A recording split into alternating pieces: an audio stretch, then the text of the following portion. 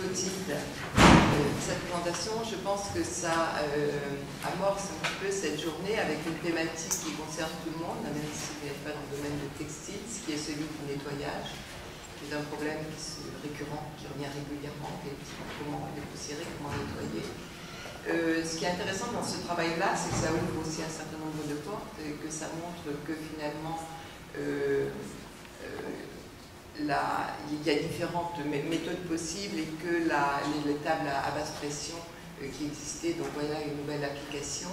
Et ça met aussi en valeur en fait, l'ingéniosité de faire appel régulièrement pour essayer d'adapter les méthodes qui existent aux problématiques propres qui nous concernent.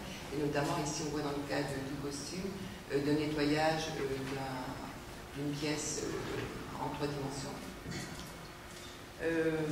Je ne sais pas si vous utilisez, ça serait intéressant donc, de savoir si au niveau des tables à basse pression, est-ce que vous avez utilisé ces tables-là dans le domaine du nettoyage? Et est-ce que toi, Clotilde, tu as eu d'autres applications dans ce... Une table à basse pression en nettoyage.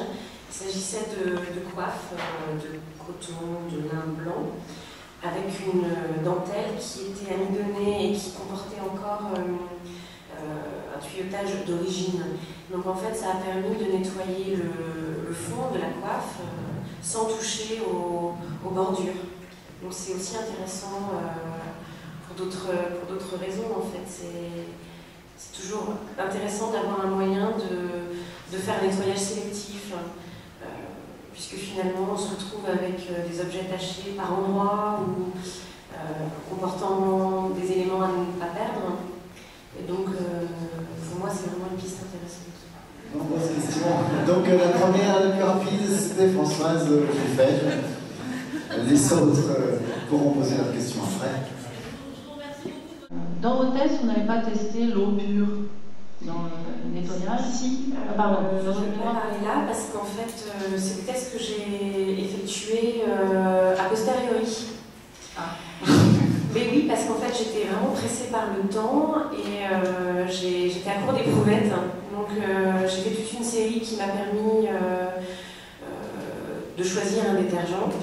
Et en fait, quand j'ai fait mes tests donc à l'eau pure,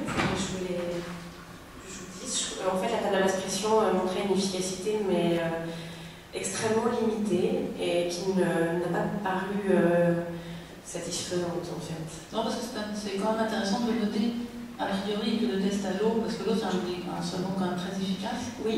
Et donc, que l'ajout du détergent est nécessaire dans ce cas précis. Eh bien, ils ne sont pas obligés de passer par... Oui, en fait, le détergent est vraiment utile parce qu'il a cette action de mouillage qui permet, en fait, comme l'eau a une action très courte en temps, du fait de la dépression d'air et du flux, l'action de mouillage est directe en fait grâce au détergent. On accélère un petit peu cette phase-là, du coup c'est efficace plus vite. Et deuxième question, vous avez bien montré des surfaces d'interposition recouvertes de salissure. Quel était l'aspect de l'intérieur de votre costume après nettoyage? Est-ce que vous n'avez pas eu de migration sur la couche de lin aussi? Non, mais effectivement, tout a migré en partie. Disons que j'ai pu regarder précisément sur la veste, par exemple tout le traitement du dos, puisque j'avais accès au revers. C'est vrai que sur les manches, j'ai pas pu regarder précisément à l'intérieur. J'ai regardé quand même, mais j'ai pas observé de dépôt de salissure. Le test à l'eau, bon, a posteriori, c'est pas bien grave, qui a été fait quand même, est extrêmement important parce qu'après tout, on aurait très bien pu montrer que le détergent n'a absolument aucune action. Et tant qu'on n'a pas un témoin, c'est-à-dire un blanc aussi, on appelle ça, on ne peut pas vraiment comparer. Donc, au point de vue de la méthode, l'essai à l'eau est indispensable, même si on n'en attend rien. Bonjour, c'est Madame François. Moi, je voulais poser une question au sujet des différences de comportement entre le lin et la laine, et aussi par rapport au séchage, justement. Est-ce que tu as vu des différences? Est-ce que c'était plus long pour la laine, parce qu'en plus c'était superposé? Et par rapport à des interventions sur des zones précises, comment ça se passe à l'interface entre une zone sale, la zone que tu nettoies, celle qui est déjà nettoyée? Est-ce que tu as dû mettre en place des systèmes pour éviter les migrations? Ça se fait très bien avec... J'ai fait un premier test sur la veste pour voir comment ça se comportait. En fait, sous les losanges, il n'y a pas de saleté puisqu'en fait le lin a été protégé par...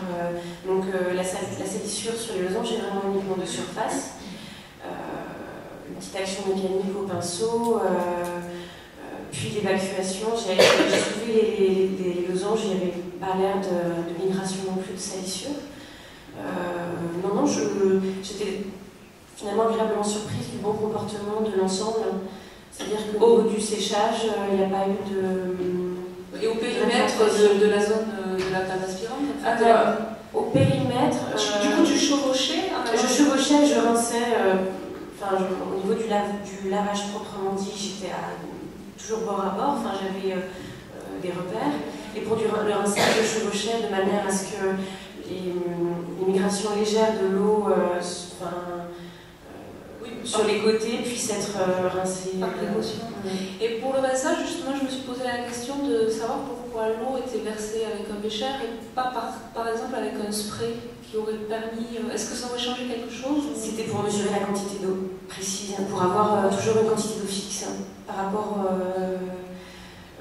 à la surface de lavage en fait. Et le spray serait été beaucoup plus long. Ah oui, pour isoler tout autour. Oui, puis je mets quand même... mes chers, c'était quoi, 250 millilitres, donc je mets quand même plus d'un litre pour chaque zone. Oui, ça aurait été beaucoup plus. Merci pour la mousse que tu as placée sur le textile. J'ai jamais vu ça. Qu'est-ce qu'il y a dans cette mousse? Il y a des micelles? L'idée c'est d'avoir un peu moins d'eau que...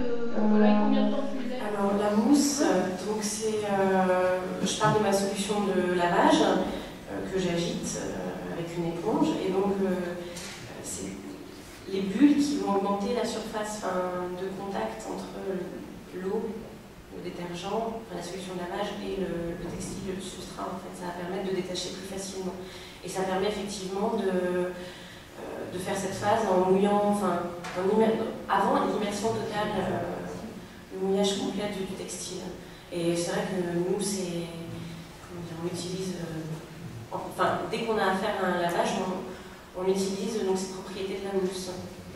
Pour l'application, mais pour rebondir sur la question de Françoise Laura,